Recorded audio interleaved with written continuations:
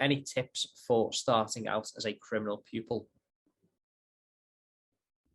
Yeah, I started as a PI pupil, and it was only as I got further in that I had a discussion with my pupil supervisor, and he thought it would be useful for me to do some crime, primarily actually because my bar course was fully remote, and so crime was a really good way to see in-person advocacy. I think one thing you can do before you start is just go back to the basics, go back to your criminal procedure, make sure you've got those basics under your belt so that if you have to make a bad character application, you don't have to spend 30 minutes reviewing your notes. You've just got those in your mind. As a first six pupil, what I started to do when I was shadowing was prepare a case as if I was actually doing the case as the barrister instructed. It's good to go and sit in and watch, but it's even better if you've thought in advance about how you would do it, because then you can compare how you prepared it to how somebody else has done it. And it will never be the same because we all have different ways of doing advocacy, but you can see the successes of how that barrister has done it and perhaps think, oh, actually, I think the way I prepared it might have had a better result in this case. So rather than being a mere observer, I would say try and participate in it as much as you can.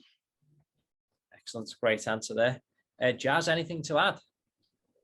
I agree with everything that Beth has said there, absolutely spot on. I think the main thing I would say is just watch everything you possibly can. Observe, pay attention to every single detail as much as you can. It's not always easy. I think when you're a pupil, there's a tendency to feel, and I certainly felt, just quite self-conscious. You know, you want to make sure that you're not saying anything you shouldn't be saying, or coming across a way that you don't want to come across, and you spend a lot of time worrying about how you're being perceived. But just try to pay attention to your supervisors as much as possible, the other advocates, how they interact with each other, how they negotiate, how they deal with court staff, all those sorts of little details.